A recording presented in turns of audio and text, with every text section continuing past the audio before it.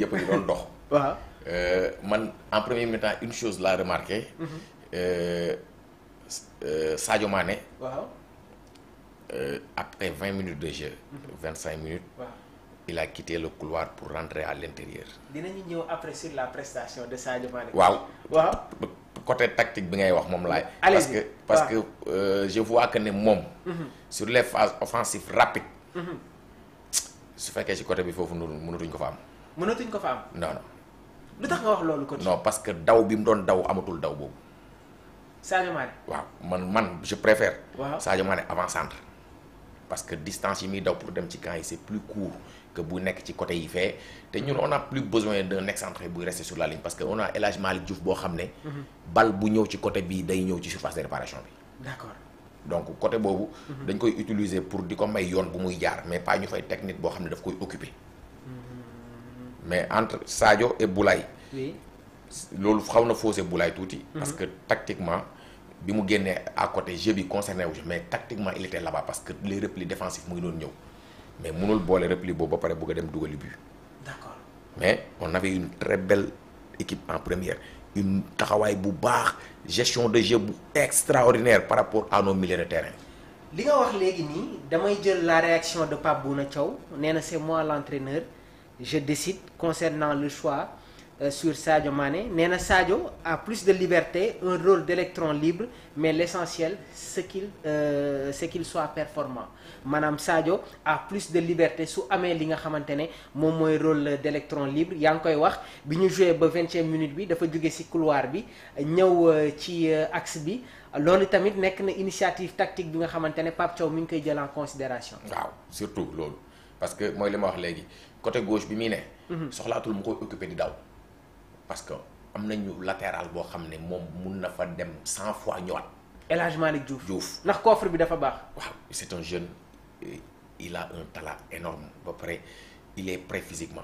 dafa pare. waaw moom kooku dafa am fu mu bugg a jëm yegg gu fa donc loolu moo tax gars yi di bëgg di jël ay xale di leen intégrer ci équipe parce que seen vision ak seen objectif.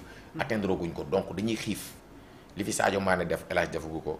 li fi Kalidou def et truc Edouard defaguñu ko moo tax envie la ñuy ñëwee parce que dañuy bëgg def lu fi ñooñu deful. donc tey am Sadio mu guider leen c'est bien. surtout li Pape wax noonu mu nekk un électron libre di dem fu ko neex. loolu dina ko dimbali ci phase défensive yi ba nga xam ne du daw sax yenn daw yu bari yi parce que fi muy occupé day baax. d'accord mais si sur la ligne moom. moi su ma doon defar équipe du ma ko dugg foofu.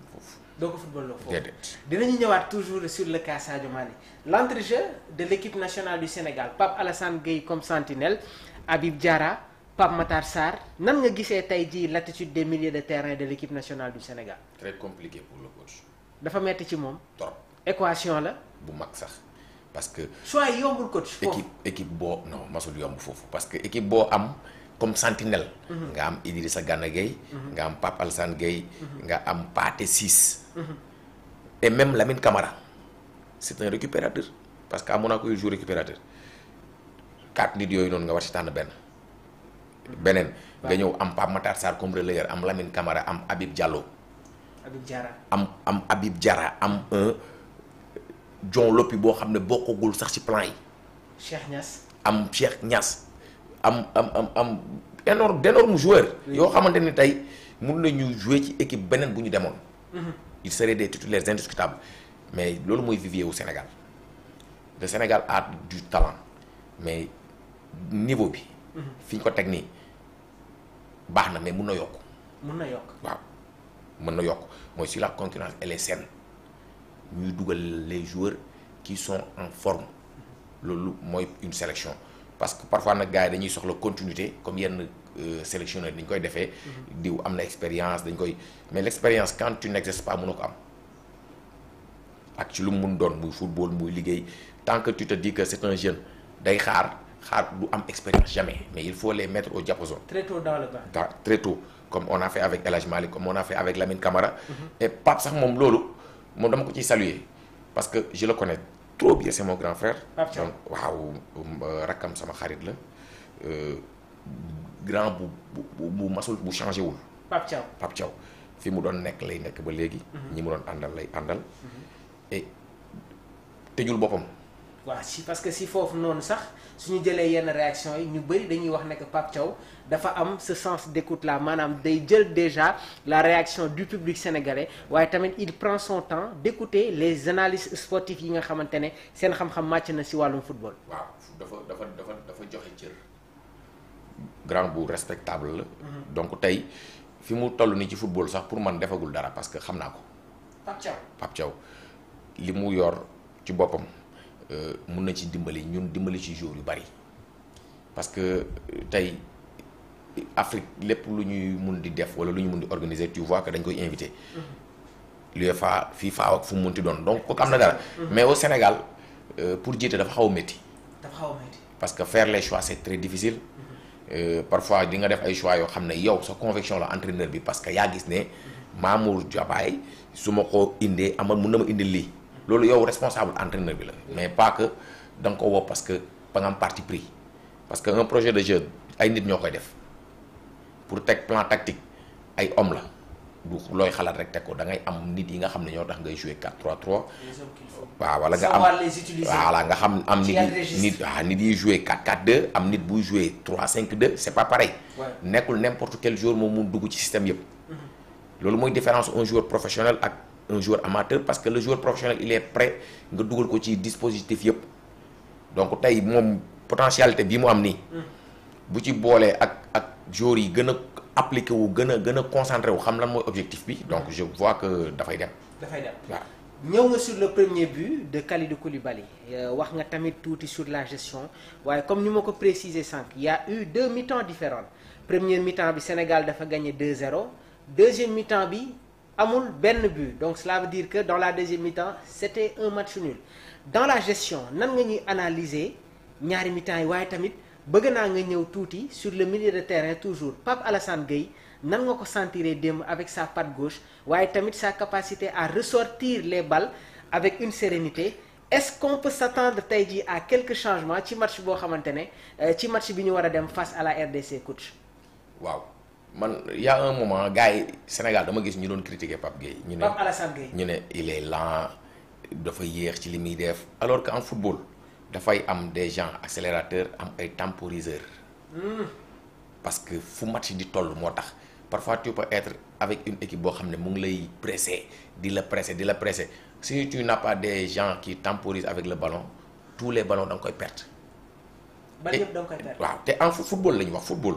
dañ ne tànk ak bal donc bal bi aajowul nga gis Mamour mu libre nga war ko mun jox bal bi nga ne dañ ko marqué amul kuñ dul marqué ci football mais l'aisance technique de Pape c'est rare. il me rappelle Seydou Keita maa ngi koy wax tout le temps. ak un autre qui était à Tottenham Moussa Dembélé. le gaucher le belge. waaw tey am na latitude moom jouer court. am na latitude jouer long. parce que il a une bonne patte. am na latitude di gagner duel aérien yi. et il est costaud. Pape Gueye vous allez au duel dafay récupérer ballon bi et bu ko récupérer il va faire une bonne usage. waaw loolu moo gën a important mooy moment bi muy sonn mooy bi muy xëccoo ba récupérer bal bi. su ko récupérer ba pare. après lu baax la ciy defaat. essence technique bi. il est trop à l'aise te man dama ko seetaan Le Havre. Le Havre avant muy ñëw Marseille. Le Havre capitaine. ba léegi joxeegul li mu doon joxe Le Havre. ba tey Pape Gueye peut apporter beaucoup plus. lii du potentiel bi mu am ba léegi dese na. parce que à l'Olympique de Marseille sax des fois dañ ko doon joué loo ci rôle yoo xamante ne. du ay rôle tàmm ko woon mais bi mu ñëwee ba tey Villarreal année dernière daan nañu doon gis un milieu de terrain à 3 comme Sagna Dani Parejo ak Pape Alassane Gueye mais année bi même avec l'arrivée de Thomas Partey comme Sagna ak Pape Alassane Gueye ñoom ñooy aligné ci milieu de terrain bi coach Ali. am na benn période Barça daf ko bëggoon. le FC Barcelone. waaw parce que il recherchait un profil identique ak moom mais moment boobu mu ngi ci ay moment wu blessure ak Marseille doxul tey mu joué suba du joué. mais comme léegi gis nga football entraîneur mooy jox joueur confiance. Il a la confiance de son entraîneur à Villarreal. Oui. Il revient en sélection, il a la confiance du coach Pape Thiaw. Très bien. Donc dafay exprimer wu par force. dafay exprimer wu. contre Angleterre ñu bëri xaare ni woon ko ci milieu de terrain bi mais blessure pépin physique yi sax Pape Thiaw bëggul woon jël risque moo tax mu indi ko dans la deuxième mi-temps ci première mi-temps boobu noonu ñu gis un milieu de terrain Idrissa Gana Gueye Habib Diarra ak Lamine Camara man yàgg naa wax ne que c'est deux matchs différents.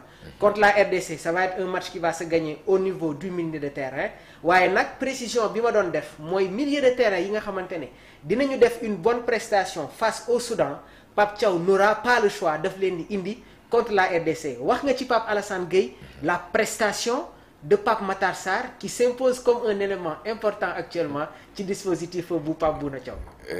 Matar un excellent joueur mais depuis muy fréquenté équipe ba léegi. surpassé wul. maanaam niveau de jeu am.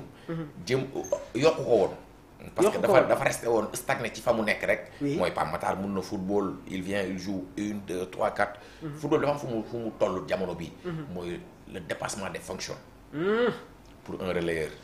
te Pape am na potentialité boobu yëpp xale la. il a la technique. am na doole parce que. Pape Matar Sarr. waaw am na doole parce que doole du ngan c'est pas être gros. mais avoir la force intérieure pour nga mun di enchaîner les gestes enchaîner yow course de haute intensité yi.